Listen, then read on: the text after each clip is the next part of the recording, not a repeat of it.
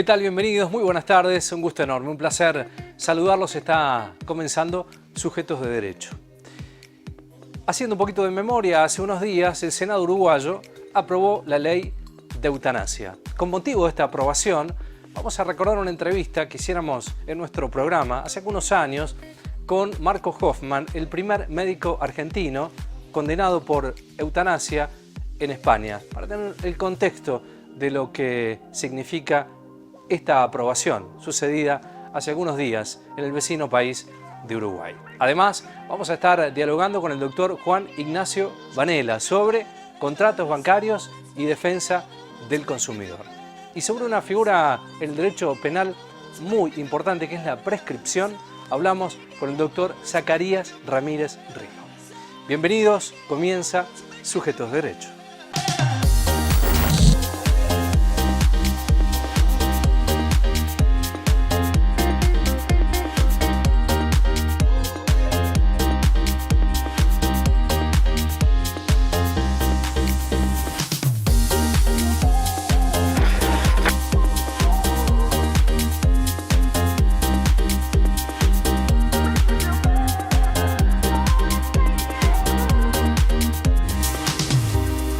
Vamos a hablar con el doctor Juan Ignacio Vanela, que es docente de la Universidad Nacional de Río Cuarto, sobre la Ley de Defensa del Consumidor y el impacto que tiene en los contratos bancarios. Cuando nos referimos a la Ley de Defensa de Consumidores y Usuarios, la Ley 24240, nos estamos refiriendo a un plexo normativo que protege a un sujeto especial del derecho privado, que es el consumidor o usuario, que es quien en general, dentro de la relación de consumo, se encuentra en una posición debilitada, en una situación de desigualdad frente a la empresa, lo que la ley en sentido técnico llama proveedor de bienes o servicios. Esta desigualdad es la que amerita que exista un marco normativo que proteja específicamente al consumidor o usuario, que es el que otorga la Ley de Defensa del Consumidor. Podemos resaltar el artículo 3 dentro de los primeros artículos de la ley, que es el que contempla una pauta de interpretación para todos aquellos casos en que surjan dudas sobre cómo debe entenderse un artículo de la ley. Esta dispone que debe entenderse, interpretarse en el sentido siempre más favorable al consumidor o usuario. Asimismo, en el artículo 37 de la misma ley nos encontramos con otra pauta de interpretación, que ya no es en relación a la Ley de Defensa del Consumidor, sino al contrato de consumo propiamente dicho. Cuando existan un problema de interpretación, una ambigüedad, una vaguedad dentro de una de las cláusulas, siempre debe estarse la interpretación que resulte menos gravosa para el consumidor o usuario. Y por otro lado, resalto también el deber de información que obliga al proveedor de esos bienes o servicios otorgar al consumidor o usuario información que tiene que ser cierta, clara y detallada sobre las características del bien o del servicio que ofrece y sobre su comercialización. Pero a su vez, este artículo de la ley agrega algo más importante que técnicamente dice que la información debe ser proporcionada de un modo que resulte comprensible para el consumidor o usuario, que eso abre distintas aristas. Esta norma es de suma importancia porque es la propia ley la que le da una consecuencia jurídica importante, que es que ante la transgresión al deber de información, el consumidor o usuario puede solicitar que se declare la nulidad de una cláusula o de varias cláusulas o del contrato entero. O sea, es muy gravosa la consecuencia que otorga. Bueno, en primer lugar, en los contratos bancarios tenemos una de las partes que es el cliente bancario y la otra parte es el banco. Primero hay que decir que el Código Civil y Comercial de la Nación regula los contratos bancarios y en esa regulación primero establece disposiciones generales aplicables para todos los contratos bancarios y luego regula los contratos bancarios en particular, como es el préstamo, el depósito, el descuento, la apertura de crédito, la caja de seguridad, etc. Lo importante del articulado del Código Civil y Comercial es que establece que las disposiciones aplicables a los contratos de consumo son aplicables a los contratos bancarios. Entonces, simplificándolo, lo que nos está diciendo el código es que los contratos bancarios son contratos de consumo y por lo tanto les es aplicable todo este marco normativo protectorio del consumidor o usuario. En segundo lugar, en nuestro derecho tenemos lo que se denomina el principio de autonomía de la voluntad, que implica que las partes de un contrato pueden libremente decidir si contratan o no. Esto se denomina libertad de contratar, y cómo van a contratar, es decir, sentarse a negociar las cláusulas que van a regir esa relación contractual. Esta se llama libertad contractual. La particularidad que tienen los contratos bancarios es que esta libertad contractual, la de sentarse a negociar las cláusulas, se ve disminuida. ¿Por qué? Porque los bancos trabajan con formularios predispuestos en los que el cliente bancario debe adherir a sus cláusulas a través de la suscripción, la firma, pero no puede sentarse a negociar el contenido de las mismas. Algunas cosas sí, claro está que se pactan con el banco, por ejemplo, en un préstamo los plazos para la devolución, porque no pueden ser en todos los contratos de préstamo el mismo plazo, los mismos plazos. Pero en la mayoría, la mayor cantidad de contenido de las cláusulas no se pueden negociar. El cliente bancario, adhiere a esas condiciones predispuestas. Para integrar lo que venimos diciendo, lo podemos ver con un ejemplo. En un contrato de préstamo bancario, si por ejemplo se establecen 2 tasas de interés, una para que rija durante el primer tiempo de vida de esa relación contractual y otra para que rija en la segunda vida, en la segunda etapa de ese contrato, pero no se establece de forma clara cuándo comienza a regir la aplicación de la segunda tasa, vamos a suponer que más alta. Por aplicación de lo que venimos diciendo, tiene que interpretarse en favor del consumidor que la primera tasa de interés, la más baja, es aplicable a toda la relación contractual. Otro caso en el que podemos integrar los principios que mencionábamos es cuando un contrato establece una tasa de interés exorbitante. Llegada a la instancia judicial, esa cláusula debe ser declarada nula, aún de oficio, porque la ley es de orden público, y debe integrarse con otras herramientas para decir, bueno, entonces, ¿qué tasa aplicamos si esta resulta exorbitante? Bueno, en este caso se aplicará la que determinen los usos y costumbres para ese tipo de operación.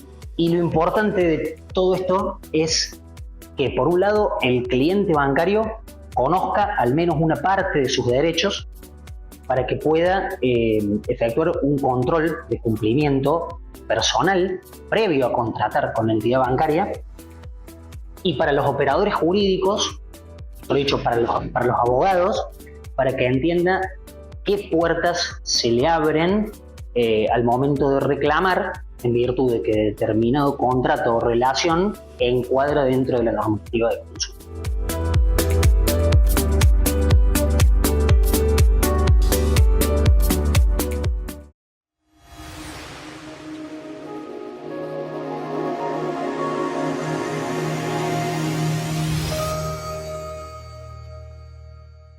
En el Colegio de Abogados Río Cuarto velamos por la protección integral del ejercicio profesional en todos sus ámbitos y tenemos como eje la capacitación y actualización constante, con el firme propósito de proteger los derechos de nuestros colegiados. Colegio de Abogados, en Alvear 924, Río Cuarto. En Veterinaria Mendieta nos ocupamos de tu mascota y le damos toda la atención que necesita. Clínica, accesorios, peluquería, alimentos balanceados, ecografías. Veterinaria Mendieta, el mejor premio para tu mascota. Gobernador Guzmán, 1434, Río Cuarto. ¿Te han negado un tratamiento o medicamento que necesitas? Nuestro estudio de abogados se especializa en amparos de salud para garantizar tus derechos. Expertos en derecho a la salud, con experiencia y resultados comprobados. Estudio Jurídico de Salud y Discapacidad. Bolívar y Sarmiento, Río Cuarto.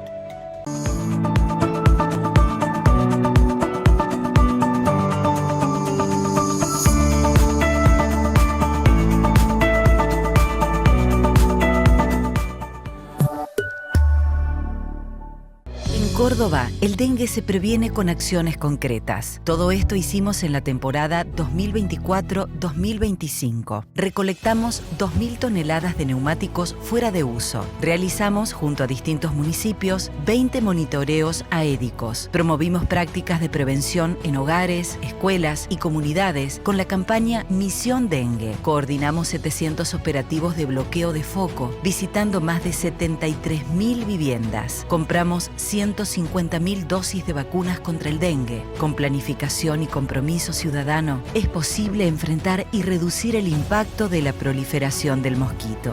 No criemos al dengue.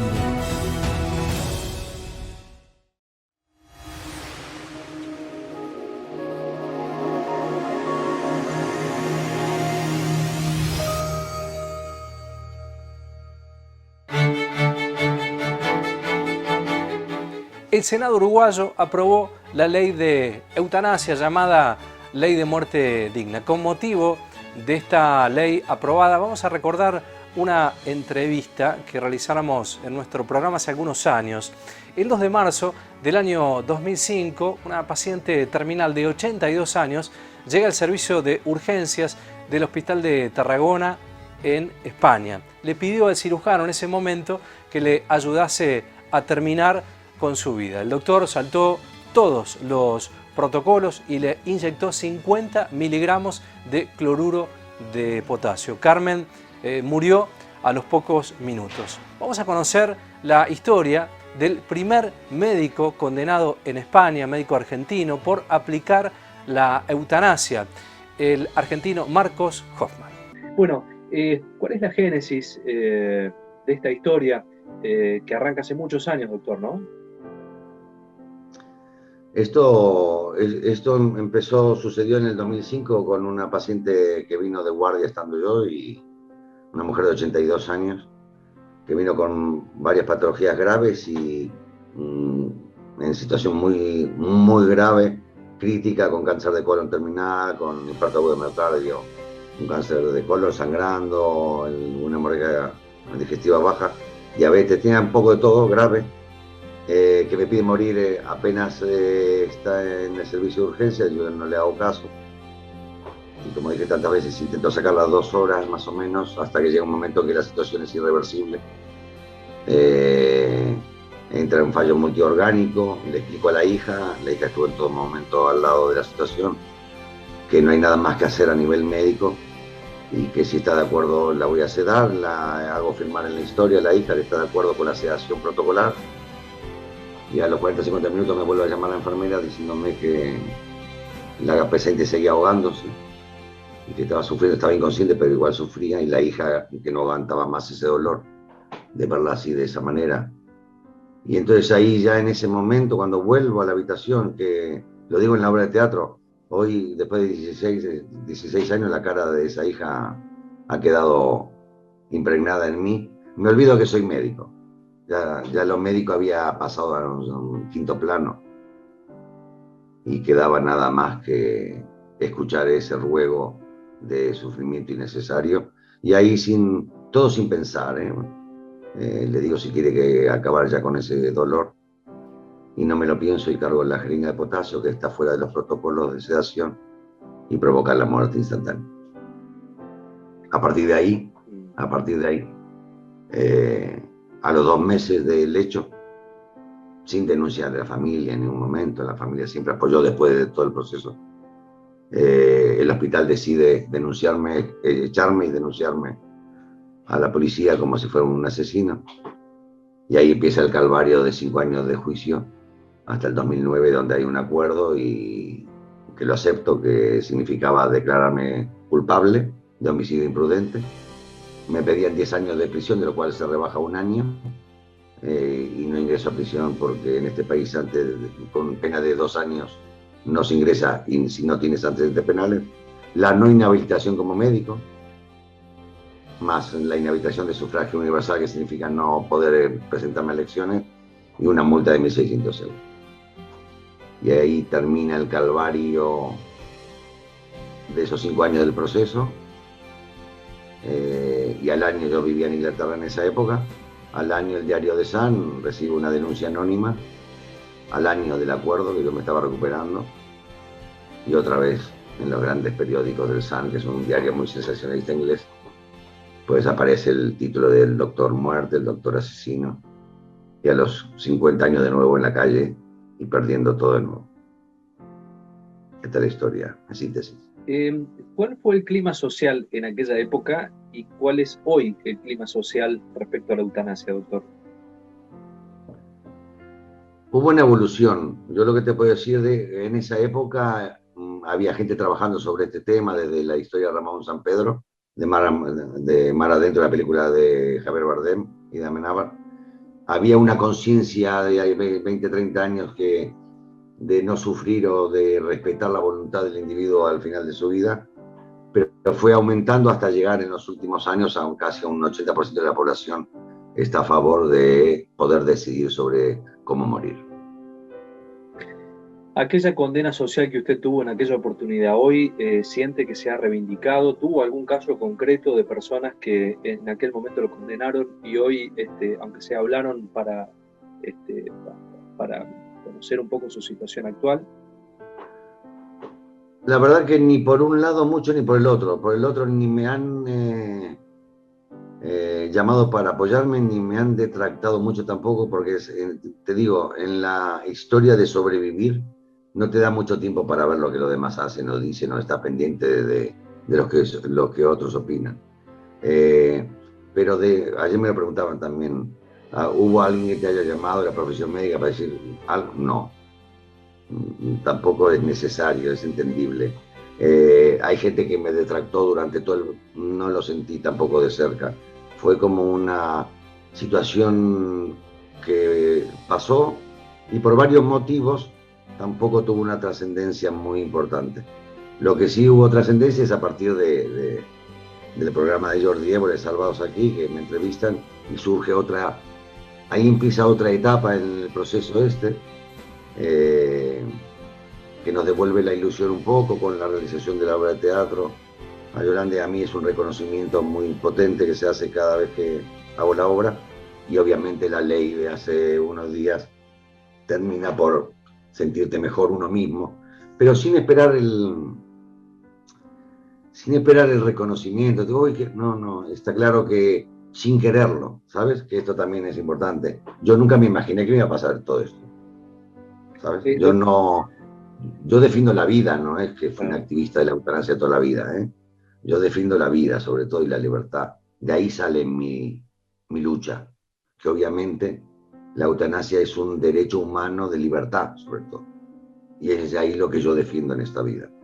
A mí que te digan cómo tienes que morirte, cuándo y cómo, de qué manera, dónde, me parece una aberración humana que alguien pueda decidir por ti o esperar a que estés terminal, decrépito, para poder terminar tu vida. Creo que es muy importante lo que sale en la ley, pero no era una cosa pensada, ni nunca me imaginé que iba a tener esta repercusión en nuestra vida.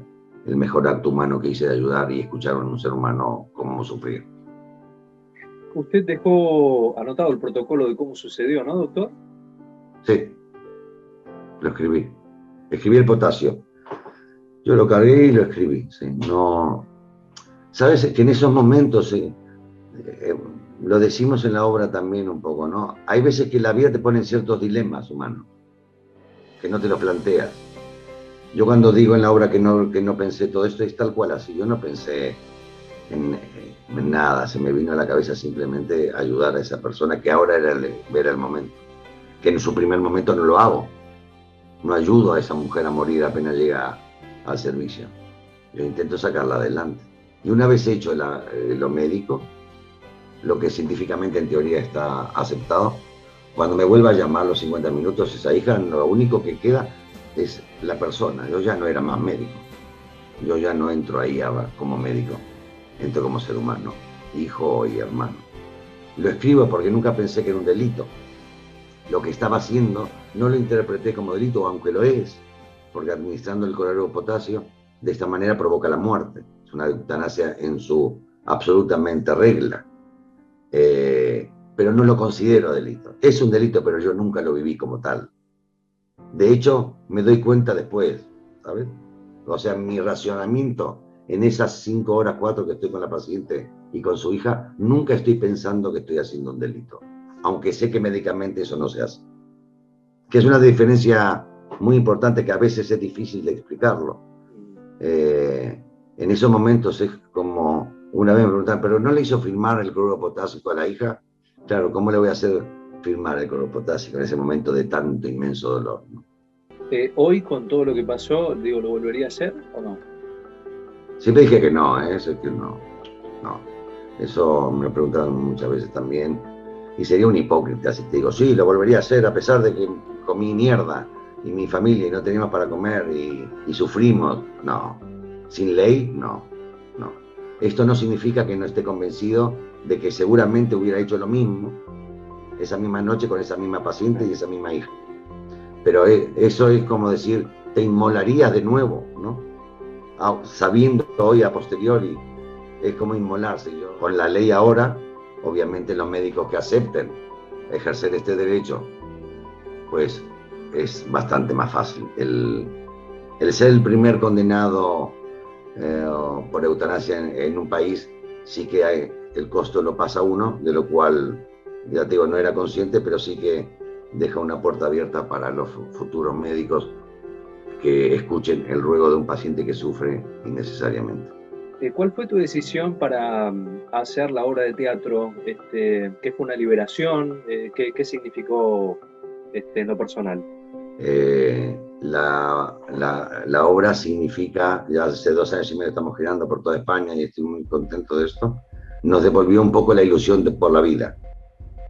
Porque en eso es lo que te comentaba antes, es que esa lucha continua del sobrevivir, te das cuenta que nada más es una carrera, la supervivencia, y te olvidas de la ilusión que significa la propia vida, ¿no? El teatro, tanto para Yolanda como para mí, nos dio ese respiro, esa alegría de tener un proyecto positivo que se fue engendrando entre Víctor Morilla, que fue el ideólogo de esto, hasta la conclusión con la obra que se estrenó en enero del 2019, nos devolvió esto, la ilusión de que la vida no es nada más sobrevivir, como hace mucha gente, ¿no? Que el instinto de supervivencia puro y duro, sin ver más que el día de hoy y sin disfrutar de nada. La obra nos abrió un espectro muy bonito en la vida. Es muy interesante, doctor, la verdad. ¿Cuál es su actualidad hoy? ¿Qué es lo que está haciendo? ¿Está ejerciendo? ¿Está con la obra de teatro? Por eso, yo nunca dejé de ejercer como médico. Durante el proceso judicial en Inglaterra hice cirugía cardíaca y emergencias médicas. Volví aquí y hago emergencias médicas.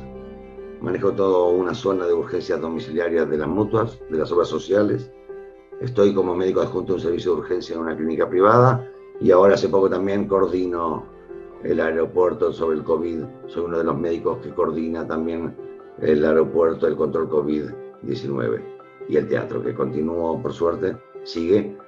Y ahora tengo que ir a San Sebastián y más en Madrid, y con la idea de ir a la Argentina con la obra. Estamos en ello.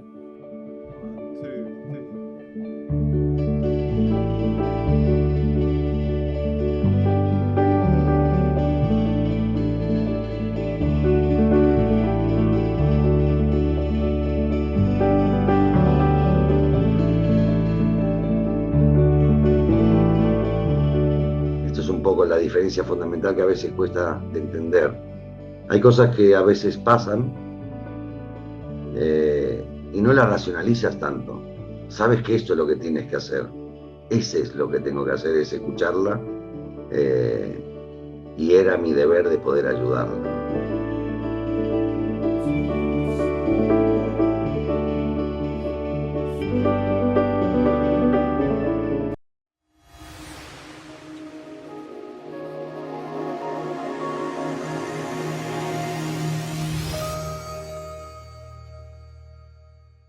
En Veterinaria Mendieta nos ocupamos de tu mascota y le damos toda la atención que necesita. Clínica, accesorios, peluquería, alimentos balanceados, ecografías. Veterinaria Mendieta, el mejor premio para tu mascota.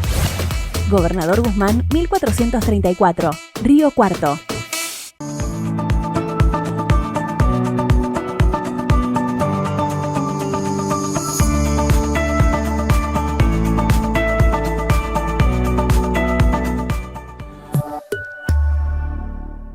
En el Colegio de Abogados Río Cuarto velamos por la protección integral del ejercicio profesional en todos sus ámbitos y tenemos como eje la capacitación y actualización constante, con el firme propósito de proteger los derechos de nuestros colegiados. Colegio de Abogados, en Alvear 924, Río Cuarto. ¿Te han negado un tratamiento o medicamento que necesitas? Nuestro estudio de abogados se especializa en amparos de salud para garantizar tus derechos. Expertos en derecho a la salud con experiencia y resultados comprobados. Estudio Jurídico de Salud y Discapacidad. Bolívar y Sarmiento, Río Cuarto. En Córdoba, el dengue se previene con acciones concretas. Todo esto hicimos en la temporada 2024-2025. Recolectamos 2.000 toneladas de neumáticos fuera de uso. Realizamos, junto a distintos municipios, 20 monitoreos aédicos. Promovimos prácticas de prevención en hogares, escuelas y comunidades con la campaña Misión Dengue. Coordinamos 700 operativos de bloqueo de foco, visitando más de 73.000 viviendas. Compramos 150.000 dosis de vacunas contra el dengue. Con planificación y compromiso ciudadano, es posible enfrentar y reducir el impacto de la proliferación del mosquito. No criemos al dengue.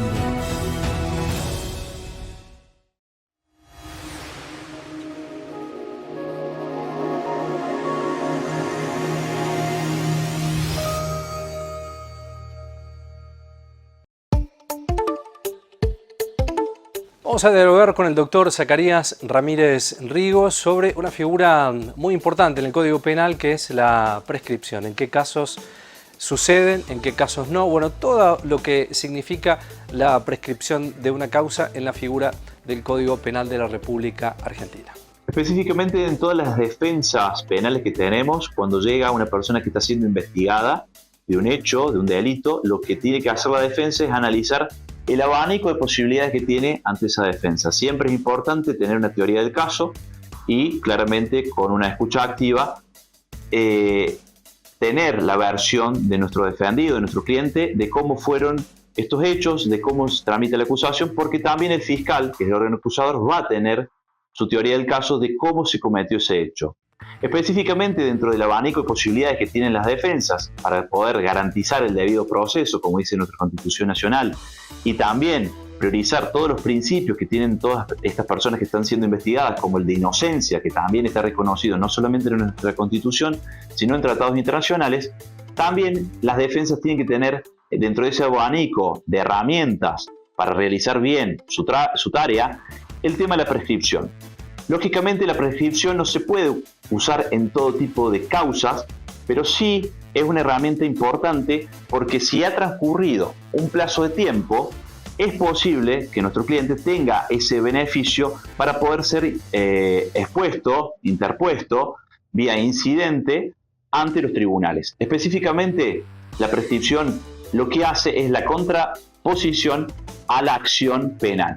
La acción penal, como sabemos en nuestro país, es perseguir a quien cometió un hecho, quien cometió un delito, quien infringió la norma penal.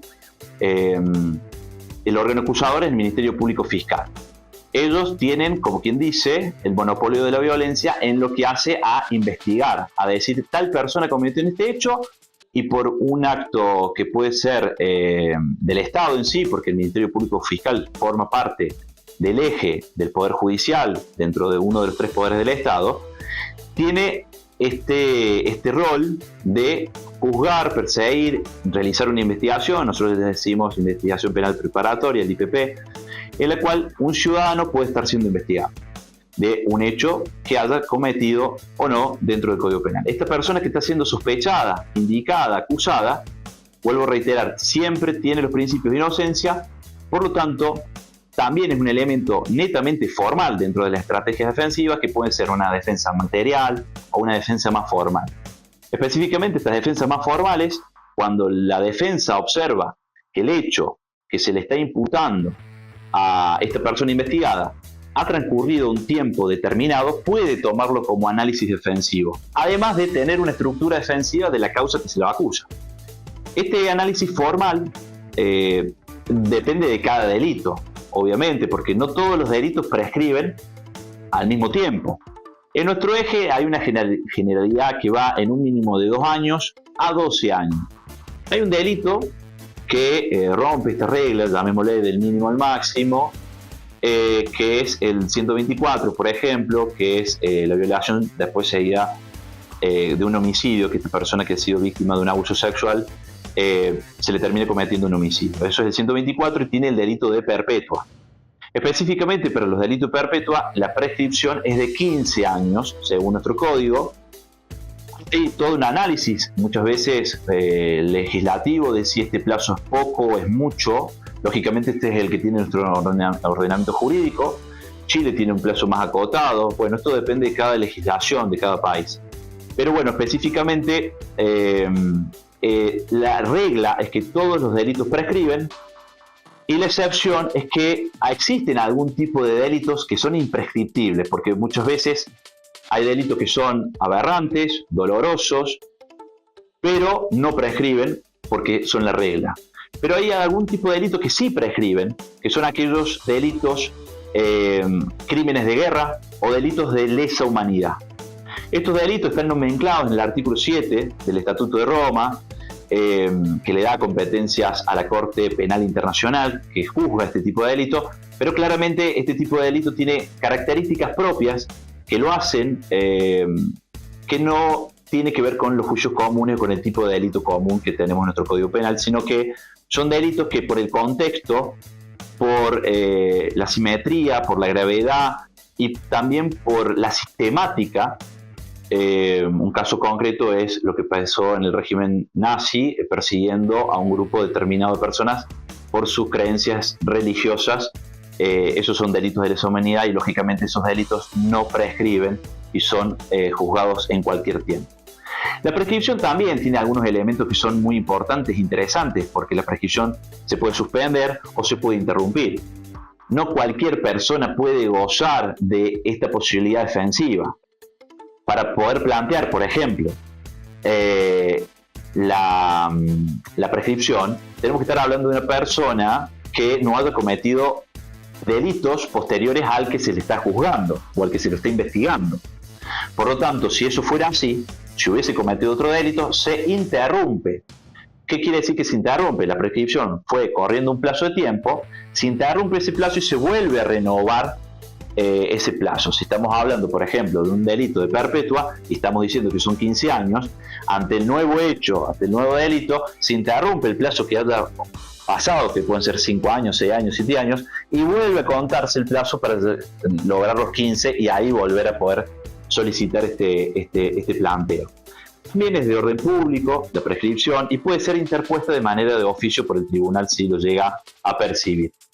La suspensión no tiene que ver, es un término similar pero no idéntico a la interrupción. La suspensión quiere decir que, por ejemplo, el plazo va a retomarse, se computa el plazo que sucedió, pero por X situación no corre el plazo. Puede ser que sea funcionario público. Hasta que no deje de ser funcionario público, ese plazo de prescripción no corre, no cuenta.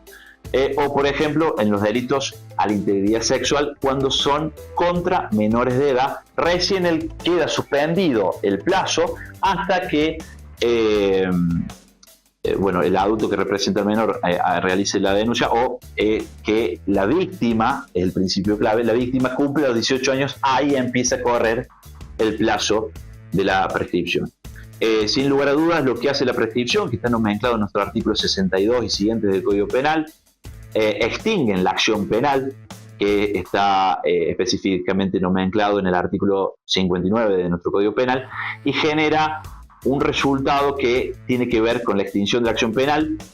En principio no se analiza la cuestión de fondo, no se analiza la causa por la cual se lo imputó, se lo investigó, y se da el sobreseimiento del 350 del Código Procesal Penal de la provincia de Córdoba, inciso 4, en el cual se levanta toda acusación en contra de esta persona, y claramente el desistimiento, el sobreseimiento genera la manera más limpia, llamamos los abogados defensores, de sacar a una persona que está siendo investigada de un proceso. Y quiero dejar aclarado de manera de conclusión que toda persona que está siendo investigada, que ha sido sobreseída por este recurso de la prescripción, mantuvo durante todo el proceso el principio y la presunción de inocencia que tiene nuestro marco normativo a nivel nacional y supranacional. Llegamos al final del programa, gracias como siempre por la compañía. Recuerden que estamos en nuestro canal de YouTube, nos encuentran como Sujetos de Derecho, allí está todo nuestro material histórico. Por cierto, también estamos en redes sociales, en Red X, Twitter, en Facebook y en Instagram. Nos vamos a estar reencontrando el próximo fin de semana para ser Sujetos de Derecho, un domingo muy especial, ¿no? El domingo del Día de la Madre. Un beso enorme a todas las mamás que componen Sujetos de Derecho. Abrazo grande, que tengan un buen fin de semana y gracias como siempre por la compañía.